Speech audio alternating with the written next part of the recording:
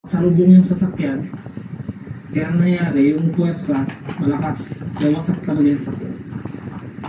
At meron saan nga natin to? Ano naman? Reporters na nandito sa TV5. Sayang. Wasak ang isang sasakyan. Sa ngayon mga kaibigan, pag ganyan kasi tumuloy ng Baguio, di ba? Oo, alam naman nilang delikado eh. Yung mga lupa at mga debris, kahoy, nagaling sa itaas. At tuluyan din maalis ang sasakyan ito para mas maluwang na ang kalsada at mas lalo pang madadaanan ng mga biyahero paakyat ng Baguio at pababa ng Baguio City. Tingnan yung sasakyan na ito. Wasak na wasak mga kaibigan. Sa ngayon ay hinihila nila yung kahoy na naka-siksik doon sa loob nitong trailer truck para mas mahihila na nila ito. Ilo ka, gago ka. Ilo ka talaga. Itong parte na ito ng kalsada. Dito sa kalsada.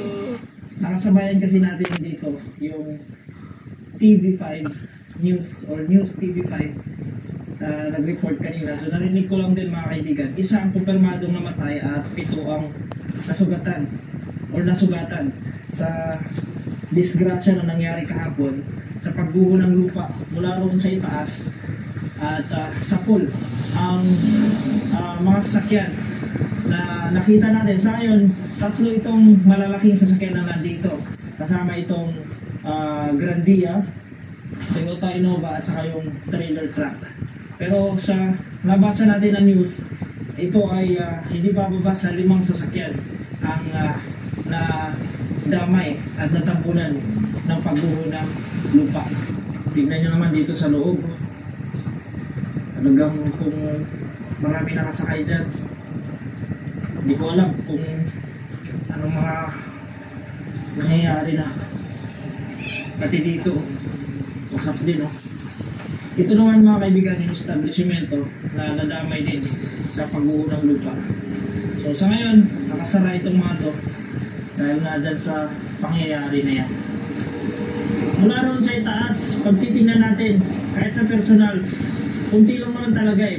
Kunting bahagi lang naman talaga ng lupa at mga puno ang nalaglag. Kaso sa taas niyan, sobrang bigat ng pressure, tapos pababa yung mga sakyan, sinalubong nila yung lakas, kaya ganun ang nangyari. Particularly itong trailer at saka yung 2 SUV na nandun.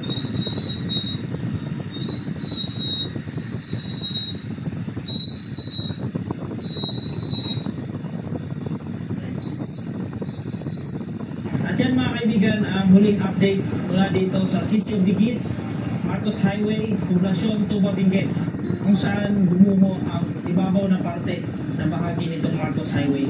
Ay, may order daw si JB. Napakadelikado talaga pagdaan mo dito, sinabayan ka ng Ipadala daw kay Poch.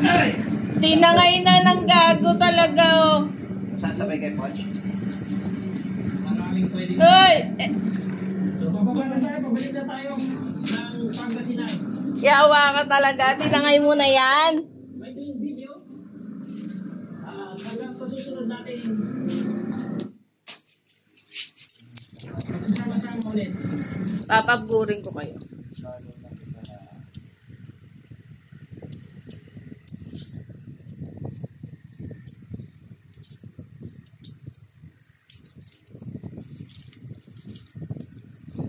Magandang araw mga idol.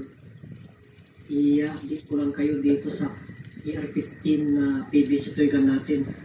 I-assemble natin ito by parts. Medyo i-review natin yung mga parts niya mga idol. First time nating gumawa ng ER15, so hindi natin masyadong perfect itong mga parts niya. So let's go mga idol, i-assemble na natin ang mga pisa nito.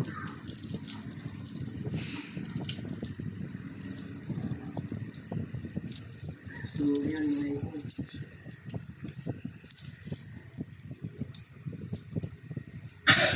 Ready? Let's go. Buy it, sip it, serve it, eat it.